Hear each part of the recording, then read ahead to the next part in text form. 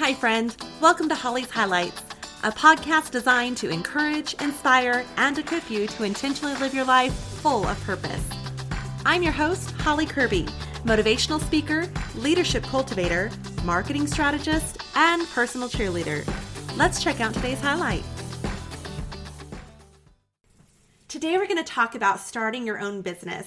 There is so much that goes into starting your own business, and I am so grateful that when I started my business, my tax consultant was the one that advised me to start my own business and was great at giving advice on that first few steps and what to do. And one of the people that he connected me with was a legal team who was then fabulous about just taking my hand and walking me through the initial parts of getting that entity started. So hopefully today what we're going to go through will help you in hitting some of those areas that aren't really easy to find on the internet or anywhere else as to how you start your business. And truly, unless someone comes along and holds your hand and walks you through it, there is just so much that could go wrong in the process or even just delay the whole process and making sure that it's set up well and set up right. So let's go ahead and get started. That first step is going to be to do your research. You may have a bright idea for a new business, but before you invest money in your great idea, do your research. First, is this an idea that is just an interest to you, or do you have passion for this business? What are your future goals and what needs do you have to provide for you and your family? Think realistically. Do you have time and monies to pursue this idea, and is this the time to begin? What is the competition in your area for this business? Perhaps complete a SWOT analysis for your proposed business idea. So if you're not familiar with the SWOT analysis, it's basically breaking down what are the strengths going into your business, what are your weaknesses, what are the opportunities that are out there for an idea such as yours? And then what are the threats? The threat could be that the area is already saturated with that idea or that concept, or it might be the pandemic itself and just timing. But really think through what are the strengths, weaknesses, opportunities, and strengths so that you get a really well-rounded grasping of what you're getting into in this industry.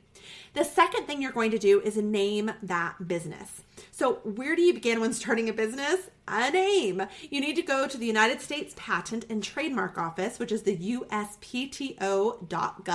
That's USPTO.gov.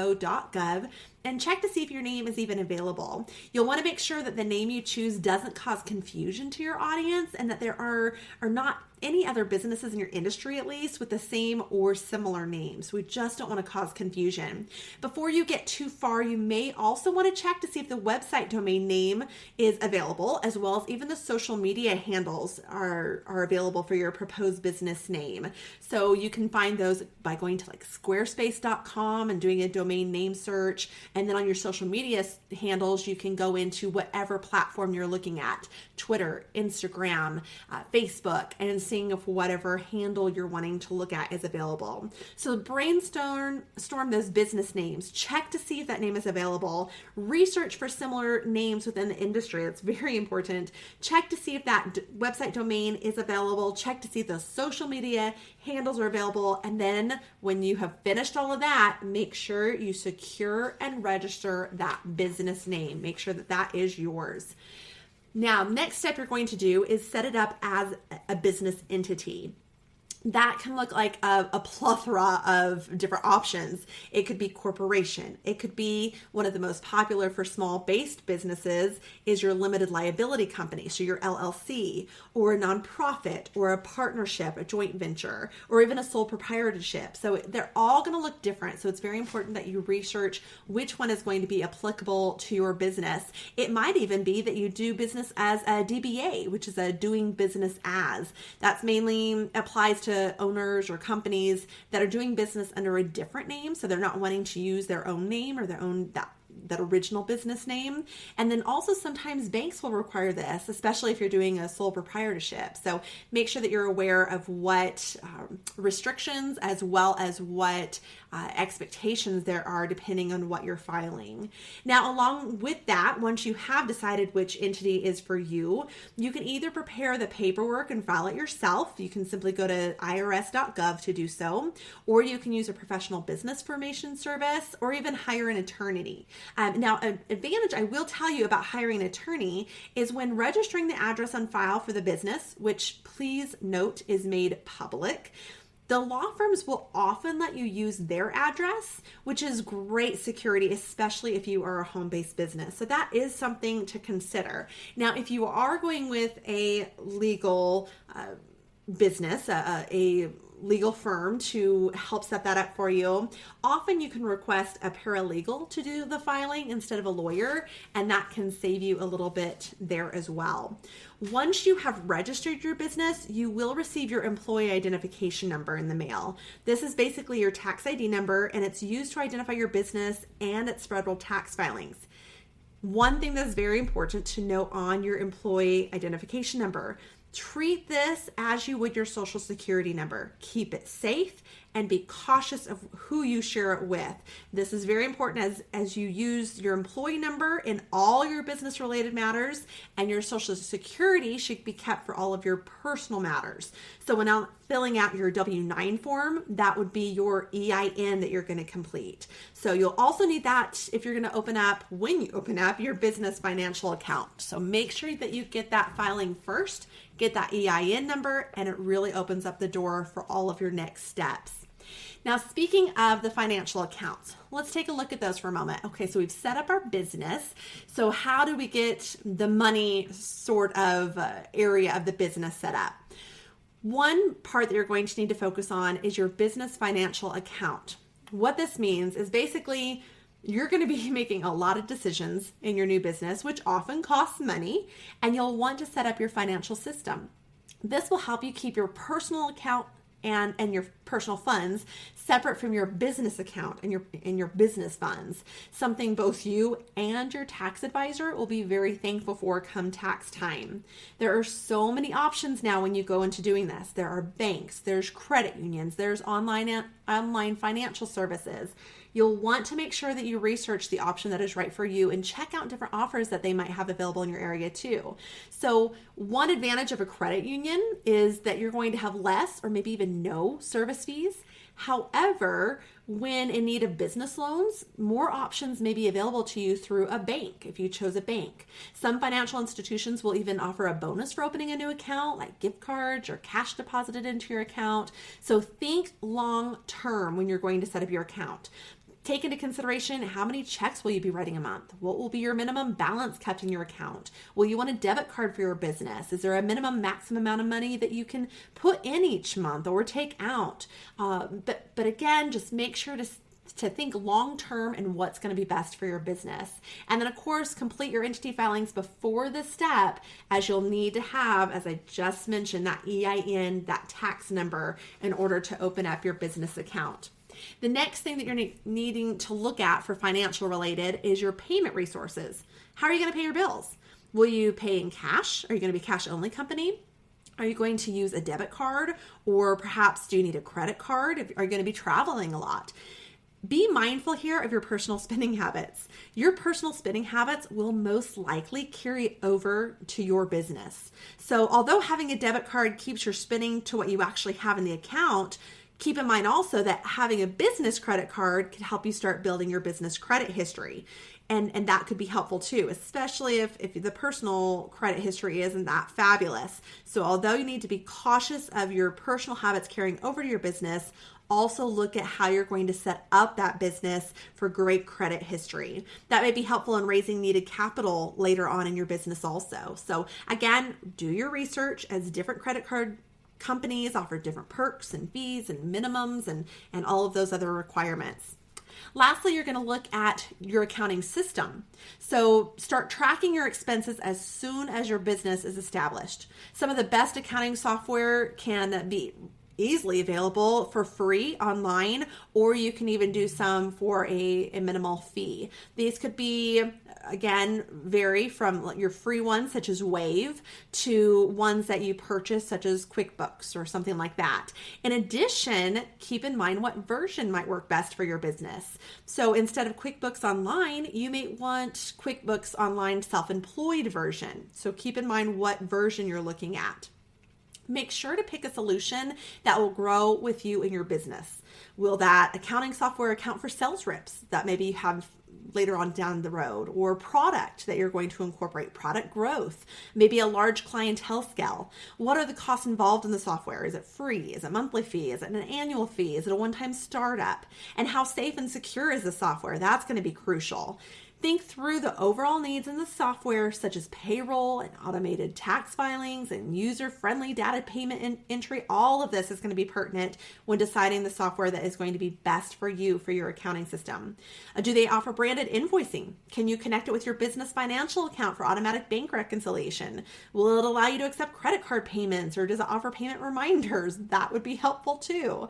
So from there, just make sure to set aside time on a weekly basis to then enter those receipts, to actually send out those invoices on time and account for the payments that you're going to receive too. Allow enough time in your day to and in your week to make sure that you're staying on top of all that accounting.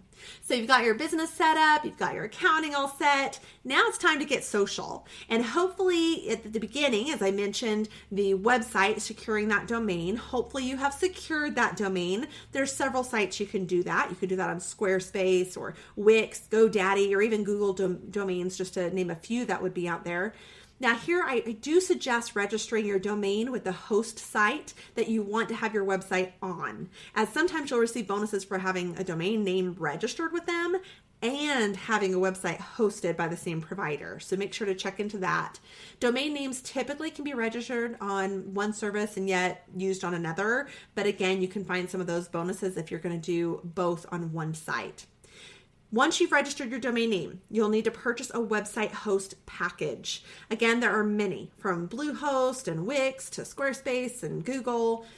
Just make sure that you get a feel for the site. So make sure you get on and see examples of the websites that are hosted on each of those services, and do your research on what services and look will fit best to your business. So what do you want your brand to look like? And then which one of those is going to tailor best to that? This is where I wasted a lot of money and time, because I went with a well-known service and ran into issues of the templates that were downloaded on the service. They weren't working well. So I actually had to pay money just for the template that was a part of the service. I had to pay to have it fixed because it wasn't working to begin with. So I finally cut my losses because it was just a hassle even after it was fixed.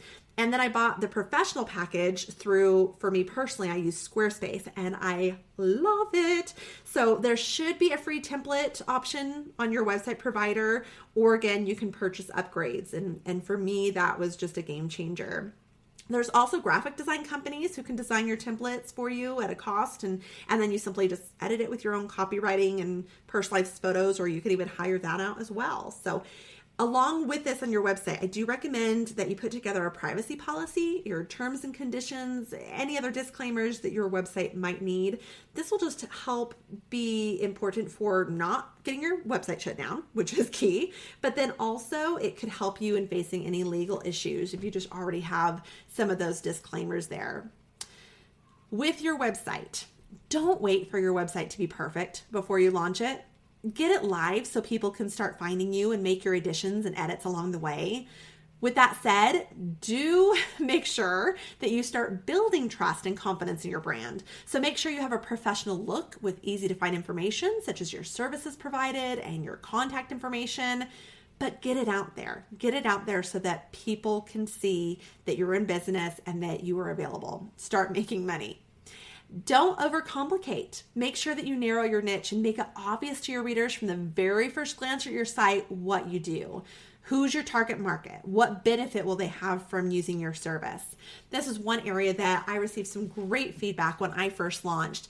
Is I had a few people that got onto my webpage and they replied, I'm just not really sure what all of this has to do with your coaching, consulting, and speaking business, because I had book reviews on there. I had trip reviews on there. I love to travel, and me and my sister, we do these girl weekend getaways every year, and there's just not much information out there for women to find girls weekend getaways. So I like to help them in providing what we've done, where we've gone, what they can look into, and pricing and all that type of stuff. But the person was right, as I needed to narrow my niche. And so for me, I created 2 different websites. One, which was for my business, the coaching, consulting, and speaking. And that could also incorporate as resources those book reviews, because let's face it, as leaders, if we're going to grow, we need to grow in our personal and professional development. And books are just one way that we can do that, along with things like this, such as podcasts.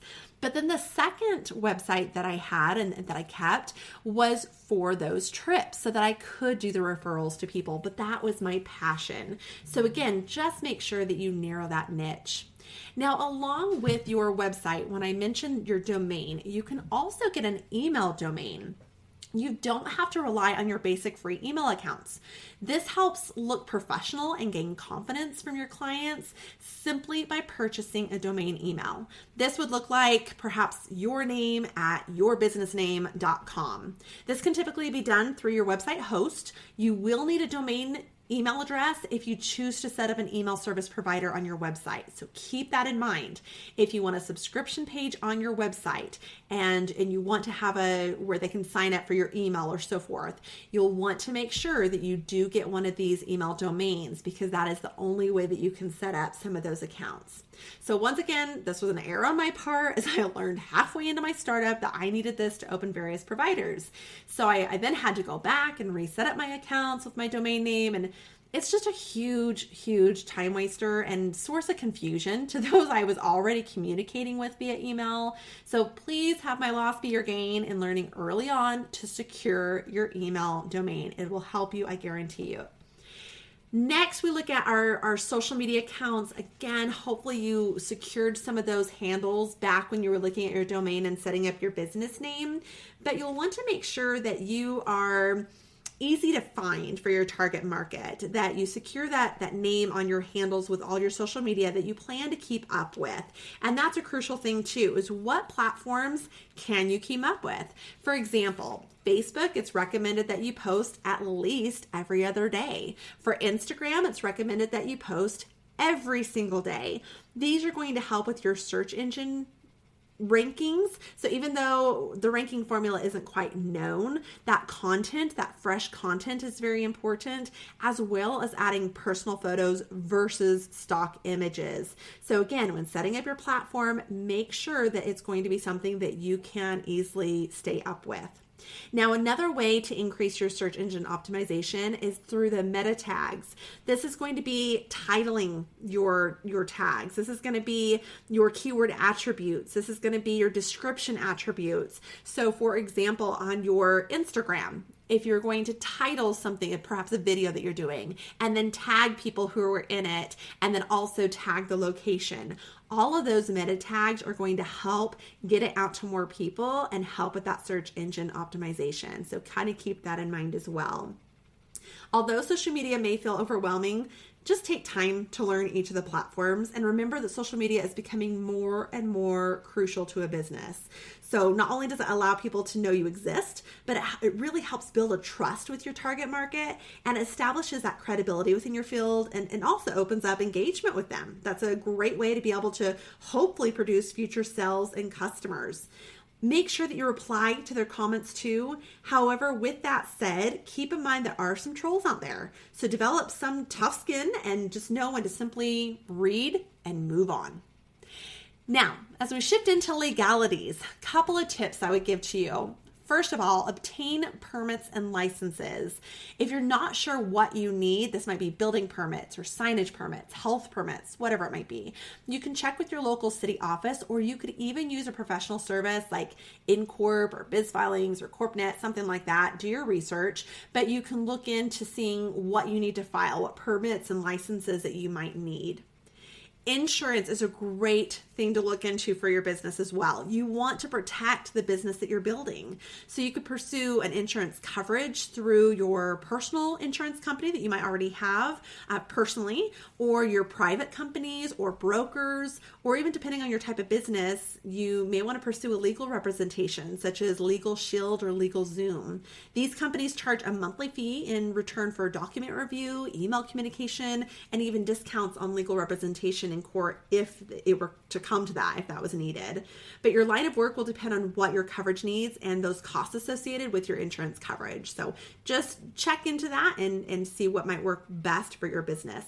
You'll also need to factor in the nature of your business in the sense of, do you have an office or a vehicle? Do you have employees that you need to plan for? Do you work with subcontractors? Or where is your business located? Is it have sensitive material that you need to protect, like your computer, if you're doing a lot of stuff in your computer? So various insurance companies may protect different aspects of your business. Again, just looking to see what is going to be good for you. There's business auto, business interruption, property and assets, product liability. There are so many that could factor into that. Now, as I mentioned with the legal protection and how places like LegalZoom and so forth will look at your drafts, this is important when you come to your creating your contracts for your services. Biggest tip here, communicate, communicate, communicate. One of the best ways to avoid issues down the road is to make it clear to your clientele what you provide. What will you charge? When you expect payment, all of that fine print detail of refunds and cancellations, all of that. Now, of course, there's templates you can purchase per your industry, or you can create your own, or you can hire legal aid to prepare such documents.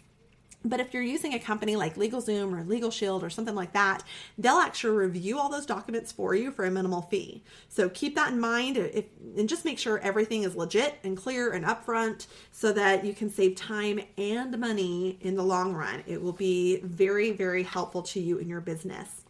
Now, once you've gotten to this point, it's pretty much you're ready to promote your business. So set up that email subscription service that we talked about. And that could look like a wide range of ConvertKit or MailChimp or Constant Contact. I personally am a fan of ConvertKit. It's free to use, or for a minimal monthly fee, you can even upgrade your service and receive more options, such as larger subscription allowance or automated funnels and email sequences and all that type of stuff. So it's a great tool to have for future email lead magnets and potential sales revenues. So take a look at email subscriptions and how you might be able to incorporate that into your webpage. Again, that is where you would need that domain email address. Order your business cards. Those are not outdated, my friend. We need business cards still to be able to pass on to those that we happen to be in the grocery store with and have an opportunity to share about our business. If you're like me, you don't really carry business cards on you all the time. But again, let's just say I learned my lesson here in making sure that we have business cards on hand at all times so that we don't miss that business, that sale, that opportunity to reach out and expand our services with someone. So order those business cards. Testimonials. Now that your business is up and running, gather your testimonials. These are great for your webpage, your landing page, your social media promos, your print distribution, such as your flyers, or just basically any point being able to refer people for your services. So consider offering your service complimentary to maybe 5 people. Maybe if you can't do that, maybe 3 people, but offer it for free in return for their testimonial. It's a great way to get your services or your product out there, but then also have that testimonial attached with it, which will help you. Get out and market your business. There are associations out there that you could join pertaining to your industry. You could register for a local Google profile. You can get with networking groups. There's so many networking groups. There's Chamber of Commerce's, there's Business Networking International and mastermind groups, and of course your local Convention Visitors Bureau or Rotary clubs, whatever it might be. Get out and know your local people. Build that rapport. build that trust, build the referral base, and that will help get the word out of your business. Those are great groups to reach out and make those connections with. Remember that people will often do business with other people that they know way before they use businesses through advertisement. So get to know your local people and build upon that word of mouth and referral base there. Also, podcasts, they're always needing interviews to take place. So reach out to them, promote your business, or even start your own podcast. And then review sites as well. Create accounts on review sites such as Google Review and Yelp, all of that. And then next, you want to sit down and really come up with your plan so that you know kind of what your next maybe quarter or even year looks like. So this might involve developing a marketing plan that will help you promote your products and services to your target market, but it helps you create a little bit more clarity and direction and accountability with that. So marketing plans often are a part of what help you stand out from your competition. They allow you to focus on your priorities and provide vision for what your target market needs and really help guide you in decision making throughout the entire year. So that's a great opportunity to look at is developing your marketing plan. Come up with your goals and make them clear. Come up with your objectives. Come up with your marketing strategies and even a marketing budget that you're going to have. And then get out there and make money. This might be taking part in affiliate programs or selling your product or services on your website right away. There's applications like WooCommerce or even such as Stripe or ConvertKit that allow you to actually come up with a product and start selling it right away. So don't waste time. Get out there and start selling your products, selling your services. There are so many other tips that we could share that, again, that basically gets your business implemented and up and running.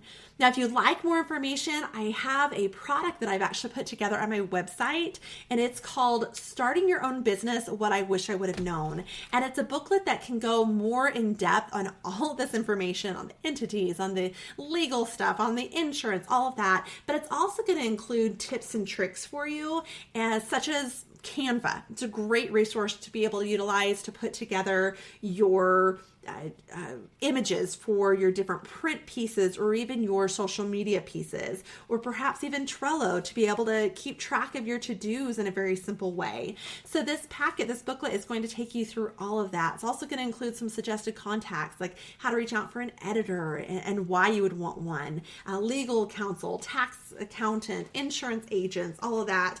And then it's going to help you actually take action on all of this. Develop 3 goals for each month and what your focus of the month is going to be, and then put it into action with things to get done. And it's going to lead you through that for a solid 4 weeks and then take you through the course quarter by quarter for your first year, just to make sure that you are set up for success and that you get your business started right. So feel free to check that out on my website. For this month only, I am reducing that price per our podcast listeners, and that will be available for $10. It's on hollykirby.com. Again, that's www.hollykirby.com, CURBY.com, and it's underneath products that are available, and it's Starting Your Own Business, What I Wish I Would Have Known. And I hope that goes to help you. But if nothing else, hopefully this information has helped you in starting your business right, and you've got this. Believe in yourself, take that leap of faith, and go get them. Good luck. Thank you for joining me on this journey of life. I hope that today's highlight has been encouraging, inspiring, and equipping so you can go out and live your life full of purpose. I'd be honored if you'd take a moment to leave a review, or better yet, subscribe. We can also stay in touch by joining my email list at hollykirby.com. That's HOLLYCURBY.com. Until next time, make it a great day for a great day.